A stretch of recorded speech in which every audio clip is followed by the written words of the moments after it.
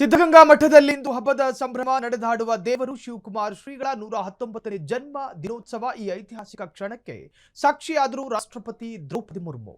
ಲಕ್ಷಾಂತರ ಭಕ್ತರ ಜಯ ಘೋಷದ ನಡುವೆ ನಡೆದ ಸಂಭ್ರಮ ಹೇಗಿತ್ತು? ಇಲ್ಲಿದೆ ಕಂಪ್ಲೀಟ್ ರಿಪೋರ್ಟ್.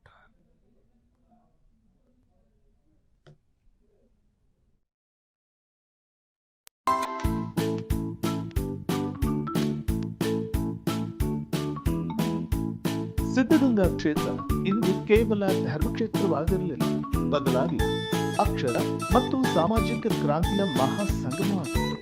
ಮುಂಜಾನೆ 8 ಗಂಟೆಯಿಂದಲೇ ಆರಂಭವಾದ ಶಿವಕುಮಾರ ಶಿವಯೋಗಿಗಳ ಪುತ್ಥಳಿ ಉತ್ಸವಕ್ಕೆ ಮಠಾಧ್ಯಕ್ಷರಾದ ಶ್ರೀ ಸಿದ್ಧಲಿಂಗ ಸ್ವಾಮೀಜಿಯವರು ಚಾಲನೆ ನೀಡಿದರು. ಮೆರವಣಿಗೆಯುದ್ದಕ್ಕೂ ಸಾವಿರಾರು ಭಕ್ತರು ಅನ್ನದಾತನ ಸ್ಮರಣೆ ಮಾಡುತ್ತಾ ಸಾಗಿದರು. ಮುಂಜಾನೆ ಇಷ್ಟಲಿಂಗ ಪೂಜೆ ಮತ್ತು ಶ್ರೀಗಳ ಗದ್ದುವಿಗೆ ವಿಶೇಷ ಅಭಿಷೇಕ ಪುಷ್ಪಾರ್ಚನೆ ನೆರವೇರಿಸಿದ ಸಿದ್ಧಲಿಂಗ ಶ್ರೀಗಳು ಮಠದ ಪವಿತ್ರ ಪರಂಪರೆಯನ್ನು ಮುಂದುವರೆಸಿದರು.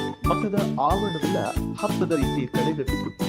ಅಕ್ಷರ ದಾಸೋಹಿಯ ಭಕ್ತರು ಭಾವುಕರಾದ ವಿಷಯಗಳು ಎದೆಯಾಳವನ್ನ ಕಟ್ಟಿಕೊಂಡಿದ್ದರು. ಇನ್ನು ಕಾರ್ಯಕ್ರಮದ ಪ್ರಮುಖ ಆಕರ್ಷಣೆಯಾಗಿದ್ದ ರಾಷ್ಟ್ರಪತಿ ದ್ರೌಪದಿ ಮುರ್ಮು ಅವರು ಶ್ರೀಮಠದ ಸೇವೆಯನ್ನು ಮುಕ್ತ ಕಂಠದಿಂದ ಶ್ಲಾಘಿಸಿದರು. ದಯವೇ ಧರ್ಮದ ಮೂಲವೇ ಎನ್ನುವ ಬಸವಣ್ಣನವರ ವಾಣಿಯಂತೆ ಸಿದ್ಧಗಂಗಾ ಮಠವು ರಾಷ್ಟ್ರ ವಿಕಾಸಕ್ಕೆ ದೊಡ್ಡ ಕೊಡುಗೆ ನೀಡುತ್ತಿದೆ ಎಂದು ಅವರು ಕೊಂಡಾಡಿದರು.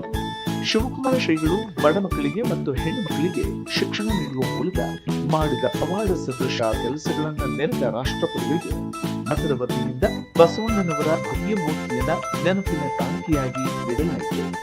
ಈ ವೇಳೆ ರಾಜ್ಯಪಾಲ ಥಾವರ್ಚಂದ್ ಗೆಹ್ಲೋಟ್ ಕೂಡ ಶ್ರೀಗಳ ಸೇವೆಯನ್ನ ಸಬ್ಕಾ ಸಾಥ್ ಸಬ್ಕಾ ವಿಕಾಸ್ ತತ್ವಕ್ಕೆ ಹೋಲಿಸಿ ಗುಣಗಾನ ಮಾಡಿದರು.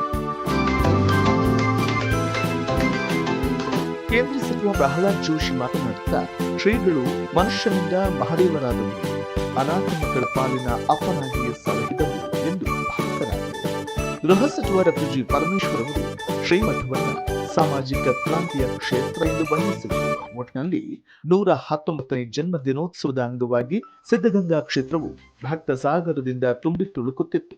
ಅನ್ನದಾಸೋಹದ ಜೊತೆಗೆ ಜ್ಞಾನದಾಸೋಹದ ಮೂಲಕ ಲಕ್ಷಾಂತರ ಜೀವನಗಳನ್ನ ಬೆಳೆದಿದ ಆ ಮಹಾಚೇತನಕ್ಕೆ ಇಡೀ ದೇಶವೇ ಇಂದು ಶಿರಬಾಗಿ ನಮಿಸಿತು. Bureau report, Freedom TV. ಕ್ಷಣ ಕ್ಷಣದ ಸುದ್ದಿಗಳಿಗಾಗಿ ಫ್ರೀಡಂ ಟಿವಿ ಸಬ್ಸ್ಕ್ರೈಬ್ ಮಾಡಿ, ಲೈಕ್ ಮಾಡಿ ಹಾಗೂ ಫಾಲೋ ಮಾಡಿ. ಹೊಸ ಸುದ್ದಿಗಳ ನೋಟಿಫಿಕೇಶನ್ಗಾಗಿ ಬೆಲ್ ಐಕಾನ್ ಮೇಲೆ ಕ್ಲಿಕ್ ಮಾಡಿ.